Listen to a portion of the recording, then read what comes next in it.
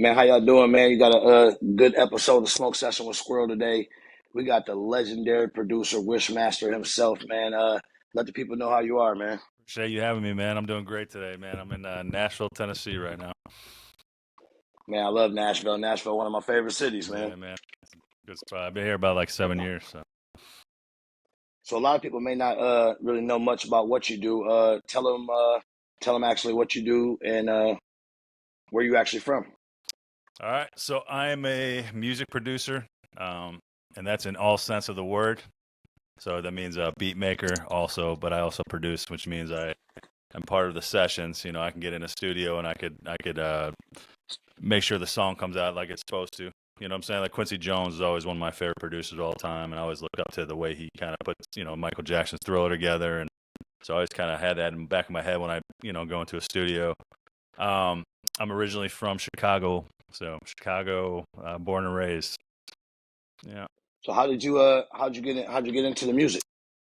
So I don't want to go too long, but I can kind of shorten it. But I was a DJ in Chicago, so that's why I started. I was always into music. My mom was more into more like Temptations, more like Whitney Houston, that type of Motown type of stuff. And then my dad was more into like rock, so he was into like Rolling Stones, Beatles, and Led Zeppelin and stuff like that. So I got a mixture of both sounds, and I just really love music. And then I really got in like hip hop. I think my first album was like Janet Jackson, actually. uh, and I just really got into like hip hop and R&B, and like NWA was like probably my favorite group of all time. Like just growing up with that, and then I don't know, it's probably before your time, man. But UMTV Raps. I don't know if you remember that show. Oh yeah, definitely. Okay. But I love that show, and then I saw how they they played stuff, but then I saw the DJ aspect of the music and stuff, and even I saw how DJs were like kind of running the beat game. So I got into DJing real heavy, um, and I remember the first time I tried it, I found a record player in my basement. It was my dad's, and he had all these old vinyls, like just old stuff like Rolling Stones, the Beatles, and I took a bunch of his records and I used to scratch them, just like they did on MTV Raps. And one time he came down, his face got super red, and he was just like, you could tell he was just angry as hell. And I'm like, what's going on? He's like, that record player is not made for what you're doing. Like, you're scratching the shit out of my records for real and putting scratches on my record. So he's like, don't do that. So basically, I think like down the road, I end up getting a true setup. I think we couldn't afford to get like the Technique 1200s and all that. So I got like, I think it was a Gemini record player, Gemini mixer. And I started DJing a little bit, and then I started getting better. And then that's when I saved up and I got like Technique 1200s. And then I met a dude who was like, B96 was a big radio station back in the day in Chicago. And we went to so I was going to college, and we went to this, it was this music technology course. And he was just a cool dude. And he's like, yeah, I'm a DJ on the radio. I do clubs and stuff. He's like, and he kind of took me under his wing, taught me how to DJ and stuff, and let me do some of his sets. And then I started DJing. And I got kind of popular doing that. And then I remember I forgot what club it was, but I was looking out at the audience, and I played a song, and their reaction was like great. But I'm like, you know what? I'm not creating the music that I'm playing. I'm just playing the music, which is cool. But I'm like, I want to be able to create this. So I was heavily into like Timberland, Neptunes, Dr. Dre, DJ Premier. So I was like, you know what? I'm gonna produce. You know what I'm saying? I want whatever that is. I want to be that producer, that beat maker. So I went and bought Whatever that is. yeah, whatever that is. So I went and bought a keyboard, and I basically started just making beats. I taught myself. I didn't know what I was doing. I was just going through like I don't even think I even knew about YouTube back then. So I was just kind of creating stuff. I was really into 3 6 Mafia too, so I was like making some 3 6 Mafia type beats, and like I said, Timberland, Dre, Neptunes, and then I was doing that for a while. I started my own little record label in Chicago. Had some friends. They were all game bangers, and but we just formed a label. So I had like Vice Lords and GDs that like hated each other, but when we got in the studio, it was just all about making music, right? So That's the best thing about music, yeah, though, man. exactly. They didn't care. As soon as we got in there, it wasn't about that. So we started creating music, doing some shows and stuff. I was getting like a lot of love for my beats, and then after we did that for a while, of course, I wasn't making enough money. So I was like, all right, what can I do now? I started doing security for like this computer college. And I started, it was a real easy job. I had to sit at a computer, and basically I started searching online. I was looking for like, what producers, beat makers, what do you do? And I found this website. It was called mp3.com, which is actually like the first SoundClick. So I did this website called mp3.com before SoundClick. And I started, I saw these producers putting their beats up. So I started putting my beats up. And I'm like, all right, what do I do? And then I noticed like you get paid. So for whatever amount of streams you get, they start sending you checks. So I'll put all my beats up here. And I remember my first check was like 40 or $50. And I was like, cool, I'm getting paid for my music. Like, it wasn't enough to live on, but it was still cool to, It was a start to let you know you can do it. Exactly. I got noticed for something I did. So I started putting up more, and I started getting more checks. And, they would always be like $50 every like few months, maybe $100. And after a while, they stopped doing that. So I'm like, all right, what do I do now? Like, I'm not getting, where do I go from here? And I didn't know that mp3.com had like a messaging thing for my account. So I started reading messages, and I started all these artists and rappers, and they're like, how much you want for this beat? Oh, I want this beat exclusive. I didn't know any of this stuff was. So I was like, You didn't even know what exclusive I was. didn't know any of that Just stuff. making beats. Exactly. So I was like, all right. This dude said, how much for this beat? There's a beat on there. And I was like, all right. I looked at my phone bill. It was like $60. I was like, all right, $60. So I sold my first exclusive beat for like $60. And back then we used to have to like put it on a CD, make up our own contract, and send that shit in the mail, right? That's how crazy it was. And then I started doing that for a while, and it got to the point, and then I think it switched over to like SoundClick. I was making up to like $3,000 just by independent rappers. You know what I mean? Just wanted to buy my beats. And I was at such a point where people wanted my tracks that I could charge whatever I wanted. And I was doing that for a while. I quit my job, and I'm like, all right, I'm making enough money online to be able to just make a living selling beats. And that's what I said to you at Summer of Sins. I said, yeah, we used to like listen to your beats when we were in high school and use your beats off SoundClick in high school. So that's like crazy, man. that's a crazy full circle, and just to see. And you said you started with mp3.com and then to go to SoundClick. Yep. And then to go from there, it just kept elevating ever since. Well, the cool thing is then after I started doing that, people couldn't afford to buy exclusives anymore. It just got like the economy hit, and it was just like nobody could afford the prices I was selling. So I kept going down. And then I'm like, all right, what can I do to make money at making beats and still get my name out there and still make it affordable for artists?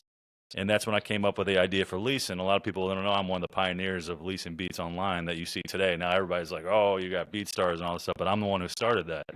And it was just by me thinking, how can I still get my tracks out there and make it affordable for artists? And that's when I think I started leasing beats for like $19.99 a track. And basically lease is when, you can allow more than one artist to use the beat, and I still retain the rights. So it's a win-win situation for everyone. It doesn't kill an artist's budget.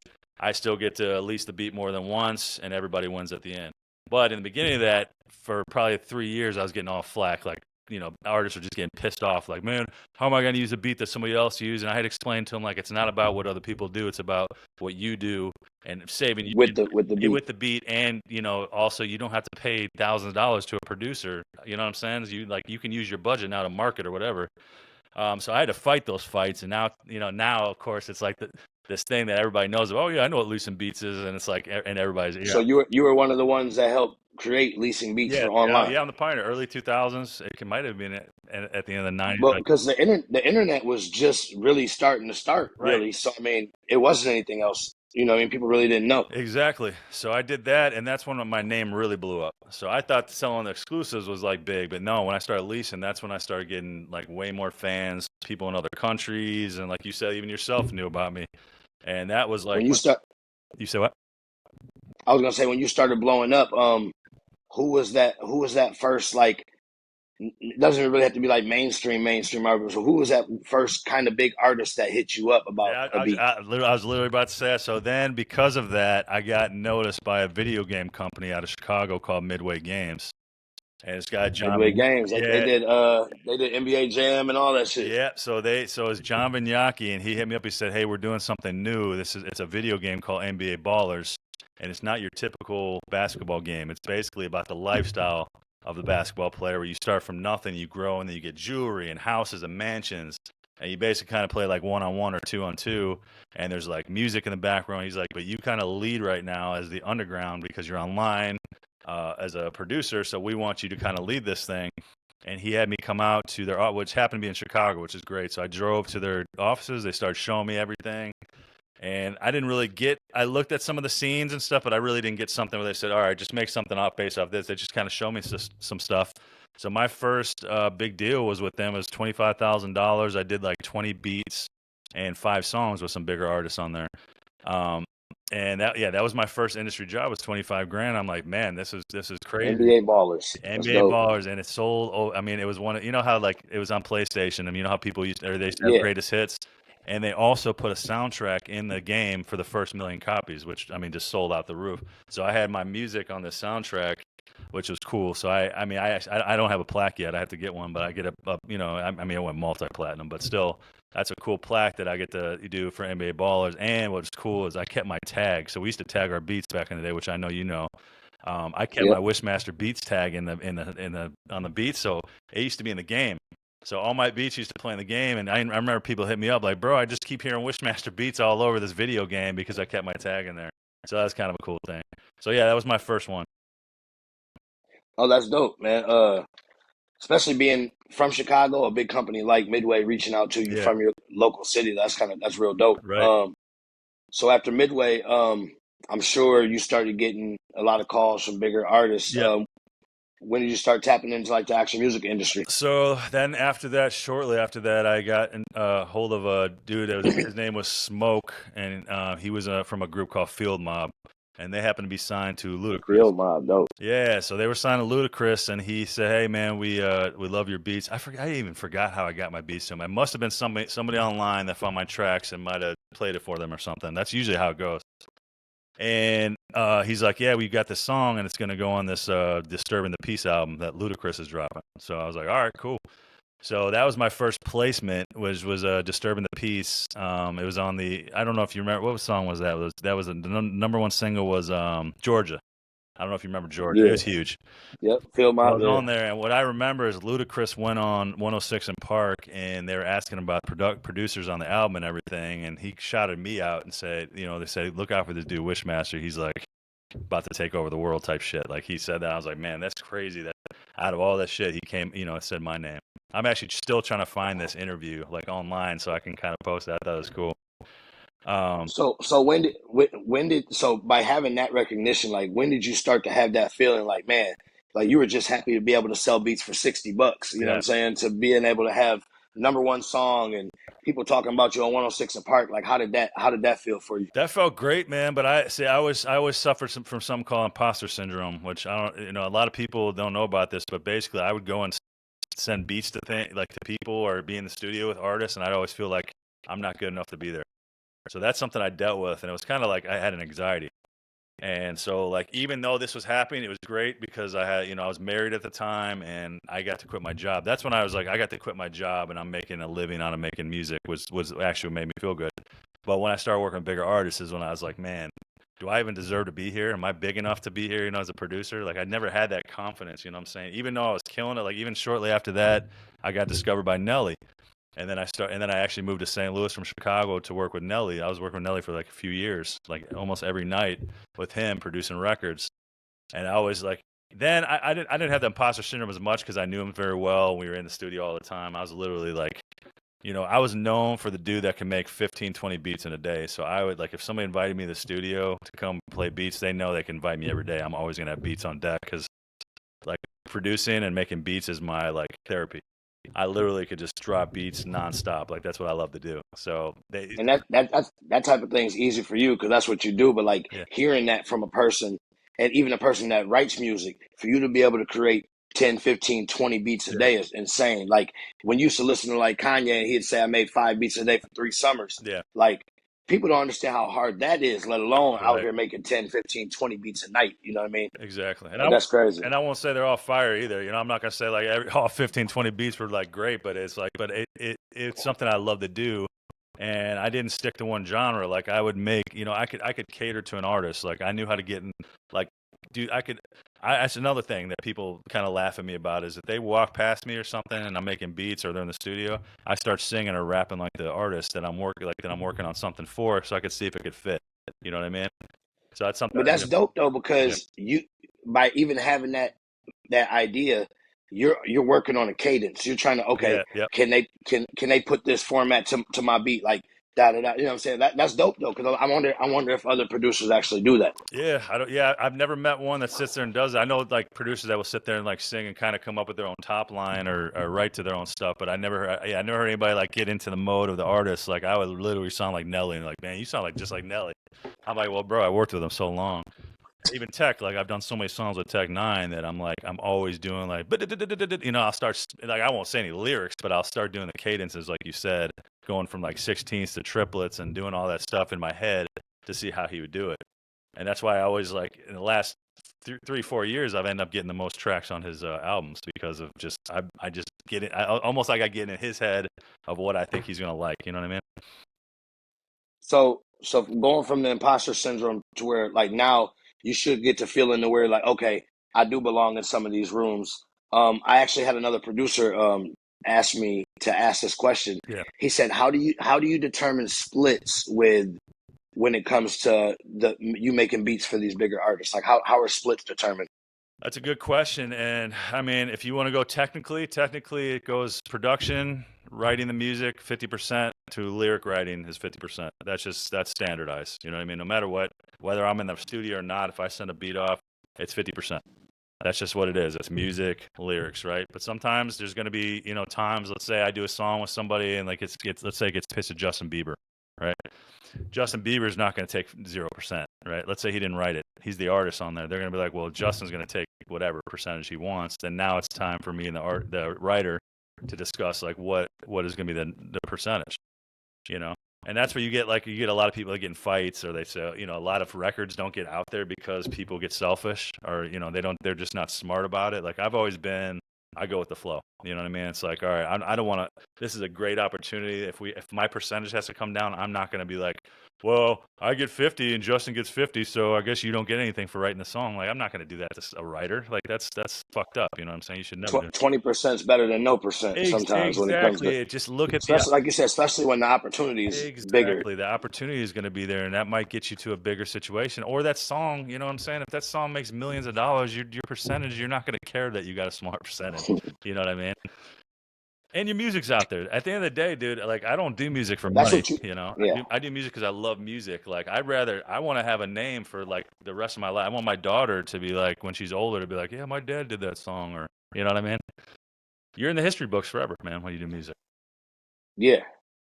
No, man, that's yeah. Cause my guy, he's a producer. He's real big on samples and stuff. So Yeah. he had a couple questions. So that's kind of dope. Cause sometimes you never know. Cause a lot of people that don't do music or don't or are local with it, they don't really understand about the production part of that. Hey, whoever makes the beat, 50. You know what I'm saying? I've heard that multiple Yeah. times. So a lot of people don't even know that. Well, you see, and there's always the artist versus the producer. You know, artists feel like, well, if it wasn't for me, you wouldn't have had this, and the producer's like, well, if it wasn't for me, you wouldn't have had this. They work. You have to Yeah. have two. They work together. That- You can't have a Yep. shitty, crappy music and it doesn't move people, but you have great, you know, lyrical content. I've hardly ever seen that where I'm like, damn, that beat's so weak, but the lyrics are great. It does happen. Don't get me wrong. But the same goes the other way. It's like if the beat's crazy and you just have the worst lyrics, you know what I'm saying? Maybe that doesn't work out as much either. You know what I'm saying? I do feel like, and this is maybe I'm biased, I do feel like a beat comes out more than the actual artist does. I mean, just in songs. I mean, that's me because I'm more of a person that listens to the music, and the music moves me. I'm going to get more into the lyrics and the more into the song. You know what I mean? So, but that's a tough one. That's just So when go ahead. Sorry. yeah. So going from working with Disturbing the Peace and then working with Nelly, Yeah. how does it feel to then transition? Then you're working with artists like Rick Ross and one of my favorite artists, Lil Wayne. Like, how is it working with those top tier artists So that are that reaching was out all. to That you was all. now? See, that's all through Nelly. So that was all through Nelly because of Nelly. I was working with Nelly. He was also working with them. So that's how I got those connections and started working with them. That's the relationship part of the Exactly. business right there. Even me. So I was at Nelly's studio. Like I said, I was working with like 3 years, man. And this dude from Universal called Nelly to say, "Hey, man, I'm in town. Do you know any producers here in St. Louis?" And he's like, "Oh yeah, my guy Wyshmaster. Like you got to check him out." So he's like, all right, give me his number. So and he's like, hey man, I'm out here scouting this talent out in East St. Louis. Do you have any tracks? My first instinct was like, all right, East St. Louis wasn't really known for like the artistry stuff as far as like on a bigger level. So I'm like, all right, so basically and that was during the big mixtape game. Everybody's dropping mixtapes. I'm like, these beats are potentially probably going to be put into a mixtape. And I was like, man, I don't want my shit to just be out there. So I'm like, all right, so producers have different piles, right? We have like our favorite shit, and then we have kind of our beats that are like, okay, right? So I'm like, all right, I'm going to put some okay beats, and I'm put a couple on the higher end, but I'm just going to give this guy some okay beats, like see what happens. Never heard from him, so I'm like, okay, I figured something like that. Then I got a call from him like probably a few months later, maybe even 6 months later. And he's like, hey, I got this group called The Lonely Island, and they picked one of your tracks. They want to do it. It's called I'm on a Boat or something like that. And I'm like, okay, cool. And I'm like, I didn't know who they were or anything. I was like, all right. My first thing was just like charge. I usually charge like 10 grand a beat. I'm like, just give me 5 grand. You know what I'm saying? So I did $5,000 track. Never heard from them. I'm like, cool, man. Sometimes you sell beats in the industry and they never release, but you still get your advance, right? Like I've even gotten like advances for like up to 15 grand from like oh damn, what was that from? I forgot. But it's for a label, and it just never released, but I got my advance out of it.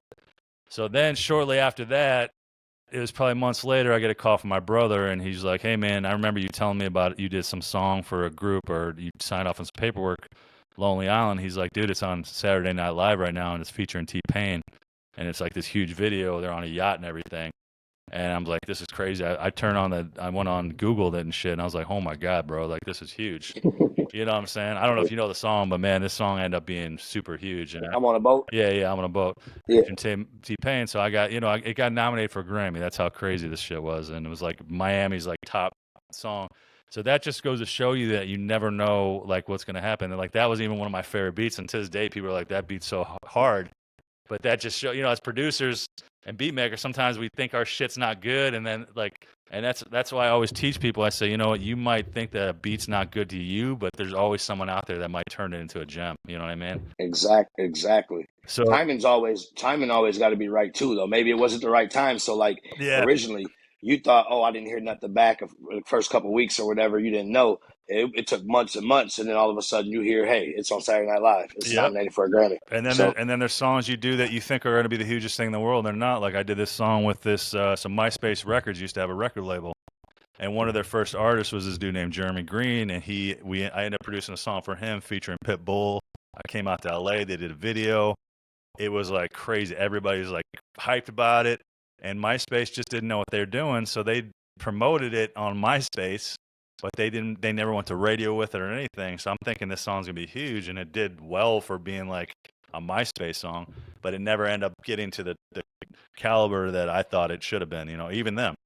So that's, sometimes that's the case where the one you least expect ends up being this huge one, and the one you think is like a monster is like, it just doesn't happen. And it doesn't mean that it's not that it's the song. Sometimes it's just the way it was marketed, or it just wasn't put out right. You know what I mean? So, around what time frame did you work with Lil Wayne? Lil Wayne would have to be around. So it'd have to be around the time I was working with Nelly. So I'm thinking 2007, 2008. So I ended up doing a song with him and Nelly. It was so Nelly did a song called "What's Your Name," and then Lil Wayne ended up jumping on the remix. So I ended up doing that song. So that's probably around 2007, I'd say. And then Rick Ross was same time as 2008. Was actually on Nelly's album. So. No, that's prime. That's prime Ross and Wayne times. Yeah. So and then I did, and then shortly after that, I don't know if you want to. You can ask me about the strange music thing, but I can talk about that too. That's when I got to work with them. That's up to you. Oh yeah, for sure. Because I know you want to ask. Yeah. How did the relationship with Tech and Strange Music work out for you? Yeah. So that was come about for you. So basically. So this is a funny story, man. So being from Chicago, I'm a huge fan, like Do or Die, Twista, Triple Darkness, Psychodrama. So some of these groups, people don't know who they are, but like that's what I grew up on. And I remember hearing about this dude, Tech Nine, that was supposed to be faster than Twista. So I'm like, oh man, I'm not gonna even listen to this dude. Like it was like a rivalry, right? And but being in Missouri, like they're Nelly's production crew was like, hey, we're gonna go out to see Tech Nine and meet with him and give him some tracks. He's playing at damn, what is that? What's halfway? It's halfway between St. Louis and Kansas City. Blue Moon or something it's called, or the Blue Room, I think it's called. So we were on our way, and I'm like, I was like, okay, cool. I never heard his music, never listened to him. I judged him just by the face. I was like, this dude has red hair. I'm like, I mean, what is this dude, a devil worshiper or something? Just like everybody said, right? And but deep inside, it was because I was a Chicago fan. I was like, man, nobody's faster than Twisted. And we go there, and I see his show, and I was so blown away, bro. I was like, and he came out literally in a pastor's outfit or a priest outfit, and he had two women come out, take it off, and he starts rapping to like either a Tech-9 or a Machine Gun.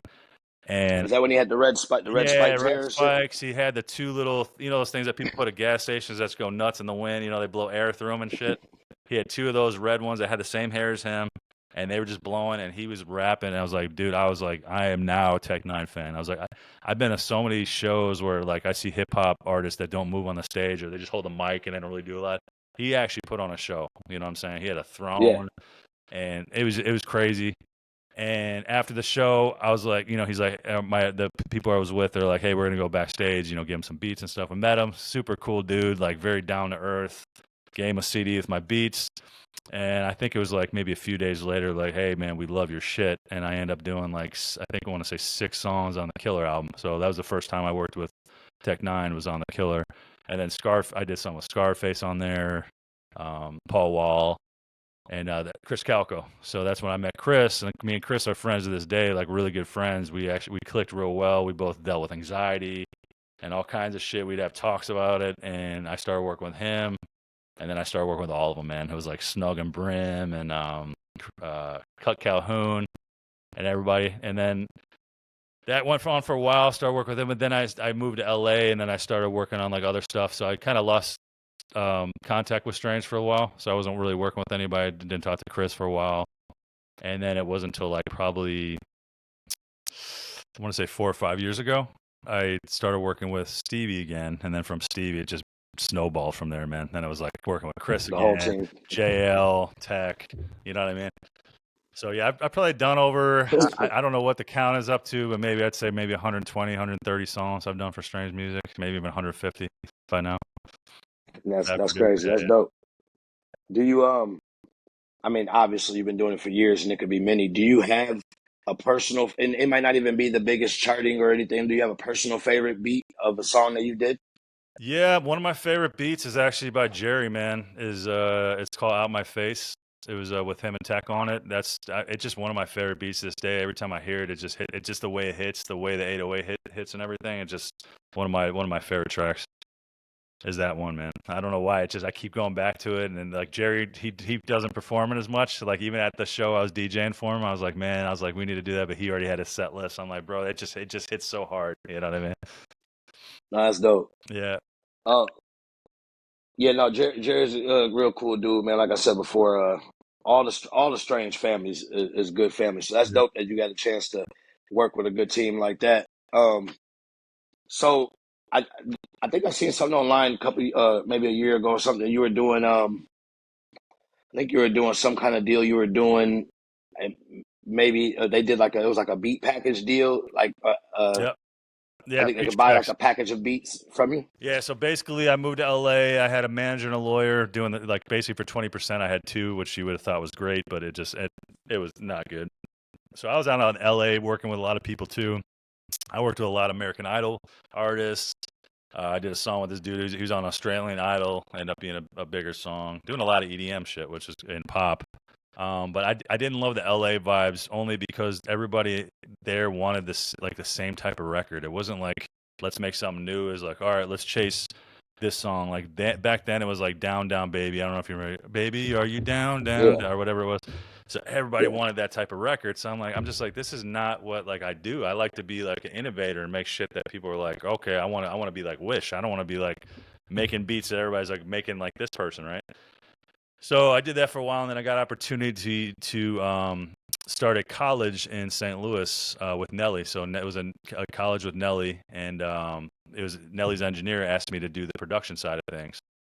So I was doing that for 8 years, but that's when I got back. So I stopped doing the whole online beat stuff like for many years. I was like, I'm just going to chase the industry stuff, forget the online game. And it's also because these managers told me that I need to stop being an online producer, which is the biggest mistake of my life.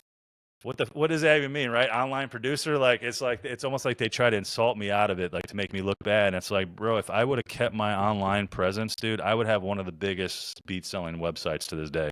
You know what I mean?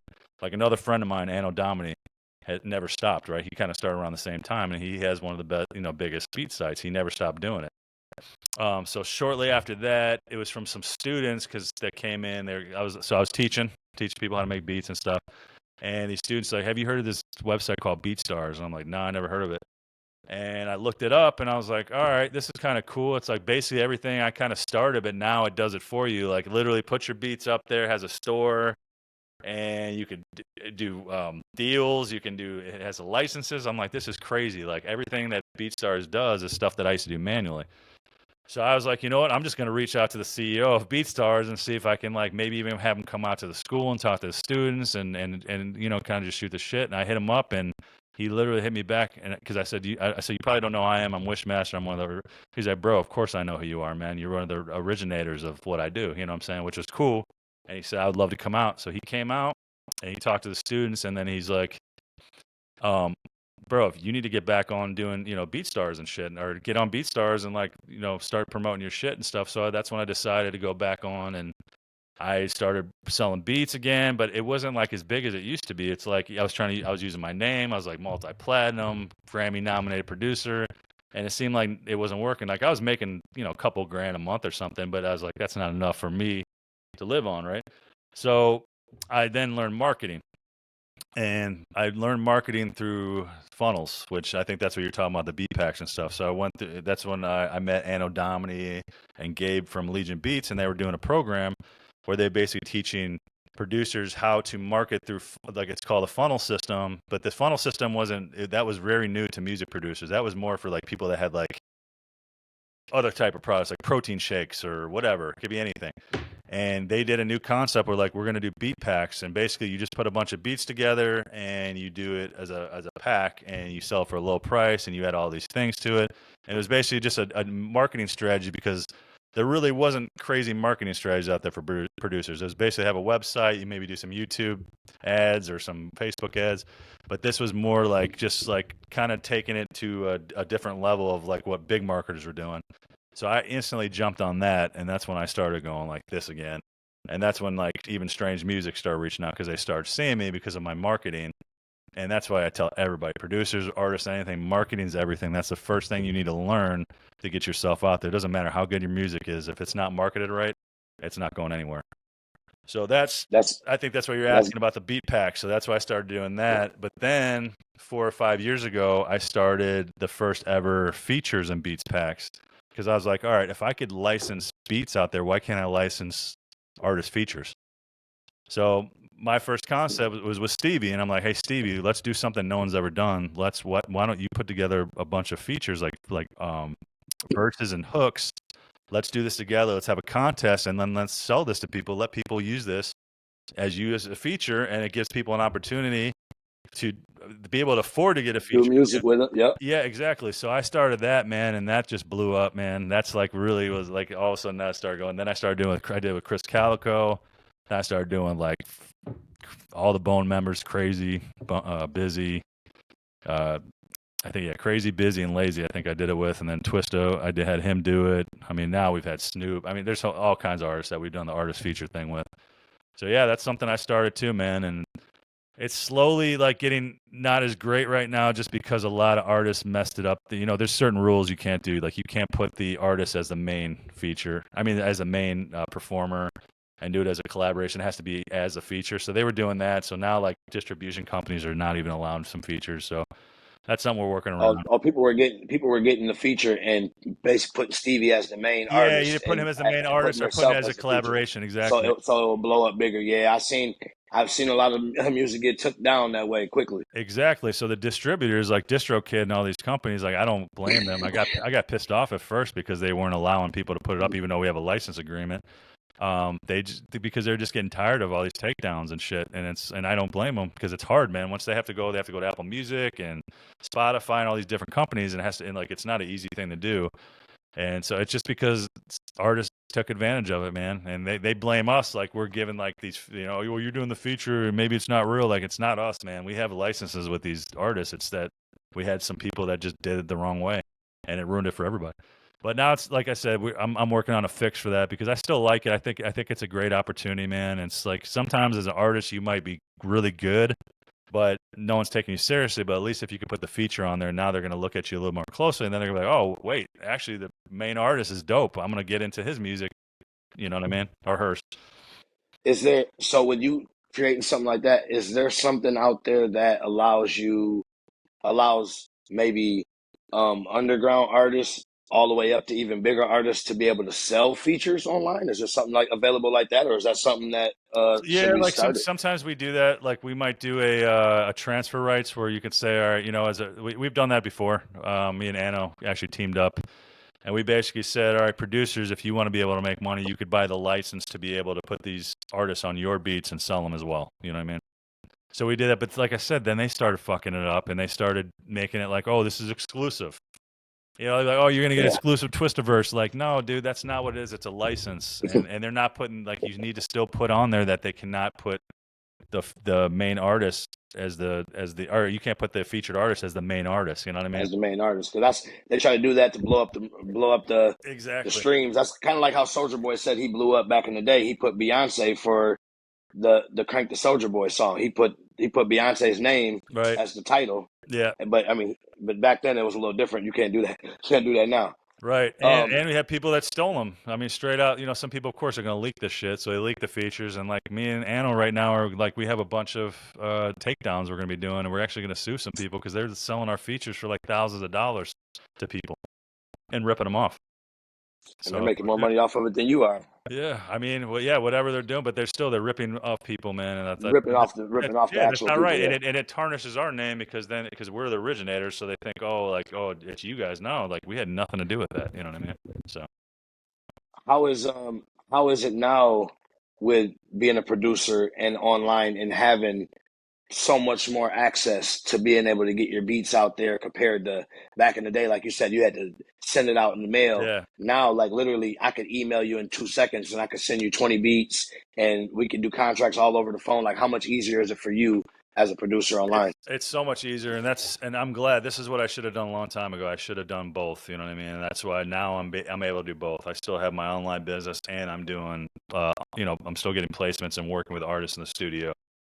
And yes, it's made it a lot easier. I don't have to do anything manually, but still, it's still a lot of work to get your stuff out there. It's just that now I'm at a place where I'm like, I enjoy doing both and I manage both. And like, I don't have that imposter syndrome anymore. I've reached that age where I'm like, you know what, dude, I believe in myself. And if someone doesn't like this track, somebody else will, you know what I mean? It used to be like, man, if I used to take it personally, if somebody would skip through my beats, right? Now I'm just like, whatever. It doesn't matter to me now. It's like, you just have to really believe in yourself and know that you're talented. You know what I mean? And you deserve to be there, just like anybody else. Yeah. Um, so I got actually a chance to meet you at Summer of Sins. I Yeah. said this before. Um, with seeing Highlight be a DJ and see him be able to put on a huge festival like that for his first festival, Yeah. how inspiring is that for a person like you that started as being a DJ? That was really cool. And actually, I'm not gonna lie to you, I haven't DJed in over 20, I think 25 years, man. And I have the itch now, just because Jerry asked me to do that as a favor, and I was like, dude, I would love to do that for you, man. And I did it, and I was like, man, it was great to see that reaction again, and just see people, and just it was really cool to see how he put that together. Because I would have never thought, a DJ together a festival. You know what I mean? Like that's cool. Get a bunch of artists, A and 2 day yeah, festival at that. exactly. You get some food, and of course they had alcohol there, so so they already made it like very welcoming. And dude, it was a blast, man. I had a lot of fun. I met a lot of cool artists, man. That were like everybody was really cool. You know what I mean? I didn't see any And egos. that's dope for a person like you that is in the industry with making beats to where I'm sure 20 of the artists that were there are going to somehow reach out to you about wanting to do beats. And that's just the whole networking thing about being in the industry, like being in the right spot or being with the right people. Like you never know what type of connections you're going to meet and who you may know You know what I mean? Well, And just it was even cool. how we're doing the interview now. Yeah, when I met you and I met some other people that like, Jerry's gonna be like, bro, you're known by a lot of people, and I'm sitting there like, bro, I'm like behind the scenes. Like I know there's people that know me, but it's not like that. Like I'm just here for you, bro. I just want to make sure your set's cool. And it was cool to meet, like you said, like, and it's crazy that you said you knew me from the SoundClick days. Like a lot of people just hear about my name from other people or from Tech Nine or whatever. And Nah, for real. I was like, man, I remember you when I was in high school. yeah, and that really hit me, man, because I'm like, that's so dope, because that's where I came from, man. You know what I'm saying? That's if it wasn't for that, if it wasn't for you, like I wouldn't even be anybody. You know what I'm saying? So I appreciate that. I know you said that you're from Chicago and you kind of had a thing against Tech at first because you heard him saying he was faster than Yeah, not that I Twister hate and him. all this. I just, No, no, it was, yeah, yeah, just yeah, yeah. kind of like if you're a LeBron fan, some people don't like you won't Right. like Kobe, or if you're a Kobe fan, you don't like LeBron. So, being from the Midwest, how was it getting a chance to work with Bone? That was probably the coolest thing, man. Like even with Twisted, bro. Like I would have loved to work with him my whole life, but like I just never had that opportunity. So when I did, actually, I'm sorry, I did work with him, but it was like accidentally. I did a song. It was called "Talk Hard" with Twista, E40, and Pitbull on it. And it was damn, I can't think of the DJs. It was like back in the day. It was a bunch of DJs, and it was almost like a gang. I can't even think what the DJs were called, but they put this song out. So that was my first time working with them. But it was basically they already had the acapellas, they already had the stuff. So I basically put the beat together. But then when I actually got to work with them, man, I mean that was a full circle moment, because these are the people like Bone Thugs. I listened to them nonstop when I was a kid. You know what I mean? And Me even too. Chicago sound. So like that was crazy. And then like Busy sitting there talking to me, you know what I'm saying? Like I'm sitting there talking, and he's my favorite Bone member. So I'm like, bro, that's crazy, you know? Yeah, that was amazing. Yeah, man. I as a kid grew up same thing. Twister, Do or Die, Yeah, Bone Thugs and Harmony, Crucial Conflict. You know what I mean? A lot of the Midwest groups. yeah, crucial conflict, man. Yeah. Um, so so now that you got your name out there, what is something that you want to accomplish as a producer? So I've been an educator for over like 10 years. I actually was coaching producers online how to like do what I do and stuff. So I think right now I really want to go hard on the social media. I hate being on camera and doing shit like that, but it's like it's time for me to break out of my shell and actually teach. I have a lot of information. I know how to like teach people stuff, and I really like helping people. So I think my new thing, I'm never gonna stop making music. I'm never gonna stop producing, but I really want to like be a social presence and help people. I don't care about the money. I want to do it for free. Like here's what I know. This is my industry knowledge, and I want to start like posting that shit, educating people, and come up with some kind of That's like dope. educational program. Yeah, because I was the first person to put a beat making program in a college, and that was the Nelly School Extreme Institute, it's called. And then I did a school in Nashville too. But I want to do it myself. I wanted to, I worked for companies. You know what I'm saying? I want this to be all from me. I want to help people, and I want to help people through the AI. You know what I'm saying? Like AI is not here. It's not going to take you out. You know what I mean? It's very scary, but use it as a tool. You know what I'm saying? Just things like that. Use it as a tool, I right? know a lot of people like they just don't like. I've always been able to adapt and always move forward and come up with new ideas. And a lot of like my other producer friends or whatever, they stop making music because they always use it as an excuse. Like even engineers that only use like analog gear. Pro Tools came out. They're like, oh, fuck this shit. I'm not going to do that anymore. You know what I'm saying? I'm not doing this shit. Well, sorry, bro. You're getting swept away. You know what I'm saying? Now that people jumped on Pro Tools, and then same thing with beat making. Like, bro, I was an analog. I used MPCs and Tritons and shit, and then I went to FL Studio, and people were like, bro, Triton, boy, tell them. yeah. And people were like, man, you use FL Studio? That's some bullshit. I'm like, okay, it is what it is. And I was able The to make. Triton and the motif. I done seen I had a some bad motif. beats I had them made. all. Yeah, I had them all, man. That's what I used. Actually, during those SoundCloud days, that's what I used, man. So it's. See? And then I was like, well, what virtual instruments? I could use a violin that was recorded in $1 million studio in Germany, and my beats. Like, why would I not want to use that? You know what I'm saying? So I jumped on the virtual game. So So by being able to do that, are you a person like do you play any instruments, or I do do. you did Yeah, you learn? Oh, you do? yeah. But I taught. What do I you? mean, I took piano as a kid, so I understood how to play a little bit. But I literally taught myself how to play keys but I play by ear, man. Like I could literally, if you're humming something or whatever, I could play it just because I've been. But I don't want to say it's from my piano knowledge. It's from me making beats for so long. It just becomes natural. it's just, anybody who does something over and over and over again, it's just gonna become naturally to you. You know what I'm saying? You're gonna get that. I coach football, so I tell my kids Yeah, that every time. Like, you exactly. might not be great at something now, but if you do it over and over and over, you're gonna get better. Like, it's gonna come easy to you. Exactly. Just yeah, it's football, anything, karate. I mean, you keep hitting. Anything in life, Yeah. anything in life, Why do you think they keep have you hit hard ass shit in martial arts? Because then your bones and everything's gonna get your ready. bones are You're ready not gonna for it. feel it Yeah, anymore, man. You know? It's a reason for that. exactly. Um, being in your situation and you seeing other DJs come along the scene and kind of blow up for being a DJ and a producer. Have you ever thought of doing anything like you see like the DJ Khaled's? He'll get together. You could make an album with 15, 20 beats on it of your top stuff. DJ Mustard, same thing, Yeah. and you link up with your connections with your artists. You ever thought about doing that and maybe dropping your own project with the relationships or the friendships that you have and putting together a dope project? Dude, it's crazy. Everything like you've been asking me, it's like it's really basically what I've been doing. So it's like you already know, man. Like I literally said this for the last couple of years. I was like, like Metro Boom, and I'm like, why don't I do this? It's one of the biggest mistakes I think I've made is like I never went after my own streams. It was always just like produce for people. Of course, like my streams are huge, but as a producer, it's not as like my own artist. You know Yourself. what I'm saying? So I literally just started doing that. I actually did my first one. I haven't dropped it yet. It's with a artist I know out of St. Louis. His name's Fresco Kane. He was signed to I know Social Jet. Fresco Kane. Okay, yeah, he's a dude. I've Yeah. known him forever. He's super talented, and then Jazzy Faye's on it too. And I produced, so that's gonna be one of my first songs I put out. I have a new one coming out with Stevie Stone that he's dropping on his album, but we're doing it as a collaboration because we wanted to do a collaboration project, but we weren't able to finish that in time. So we're gonna put this song out together as part of his album. So yes, that's the answer to that is I am doing that right now. I already have a lineup of people, That's dope. artists. So I'm gonna reach out to all these artists. I'm gonna, and of course I want to wait to reach out to the bigger ones until I start getting my streaming numbers up because at the end of the day, it's like you have to, what I'm saying? I want to show them that like I can win too, you know what I'm saying? Because as a producer, yeah, I have tons of stream, but as like my Spotify and Apple Music, you'd be like, well, you don't have that many streams, but it's because You want to do it yourself. exactly. So I'm gonna start building this up, and then the bigger it goes, I'll reach out to my bigger connections and just keep dropping songs, man. Yeah, that's funny you asked that, man. That's kind of like what that's kind of like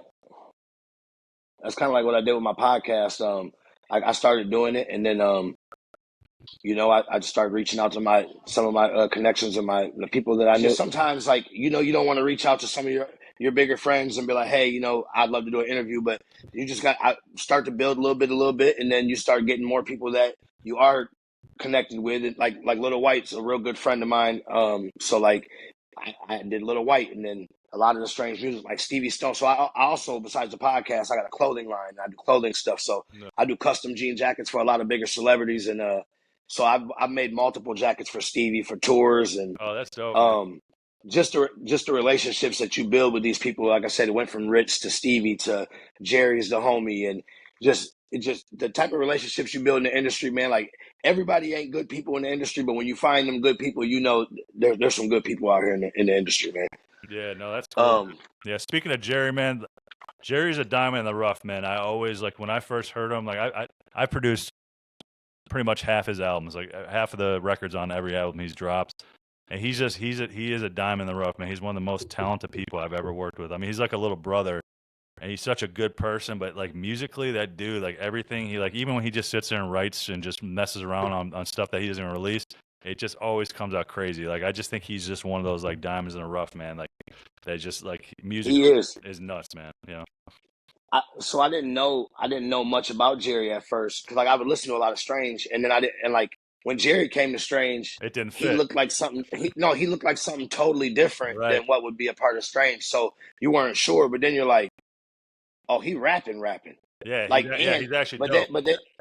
but then but then with this last project, he allowed himself to step outside the box and try different things, and that's working for him great. So it's like I kind of like when you could do multiple things and you don't keep yourself limited into a box. You're allowed to try different stuff and make your music the way you want to make your music. So big ups to my boy Jerry, man, for sure. Yeah, man. Nah, he's a good dude, man. Um, Before I get you out of here, is there any I've asked you pretty much what you want to do. Is there anything, any big plans that you got for 2025, 2026 to finish off the year? Yeah, so basically, I'm gonna drop my music. You know what I mean? That I'm featured, of course, featuring other artists. That's my big thing, and then just really just get big on social media and helping people, man. I really want to do that. You know what I'm saying? I gotta put my fears and my anxieties to the side and just do it for other people. So I think that's That's dope. that's what it has to be, man. You know what I'm saying? Yeah. Well, man, I definitely, like I said, I appreciate you, man. I appreciate you coming on and giving me the opportunity to chat it with you and let the Likewise, people man. know everything. You, like I said, man, there's a lot of people that know. I even post when I posted on IG. I had people hit me like, "Oh man, I remember him," and so it's a lot of people that really rock with you, man. And I appreciate that, I'm man. glad Thanks for that having me. you're stepping outside of your zone and letting people know that you are one of those producers. Like you are one of him. So Thank you, man. hey, like they always say, you want to give them your flowers. I appreciate you. I've known about you for over 20, 25 years, man. So I'm glad we were able to do this. And Me like I too, said, man. thanks for coming on Smoke Session with Squirrel. Would you like to tell the people where they can find you on all your social medias? Yeah, man. Anybody can hit me up if you got any questions or whatever. It's just Wyshmaster Beats, WYSH Master Beats on every social platform. Wyshmasterbeats.com, whatever. So yeah, and if you need beats, just go to my website. Yeah. Yeah. Go to the website, check them out, follow Wishmaster Beats. The full video will be available on YouTube. Make sure you follow us, Smoke Session with Squirrel, on YouTube and Instagram. And yeah, man, I appreciate you. Yeah, I appreciate you too, man. Thanks for having me.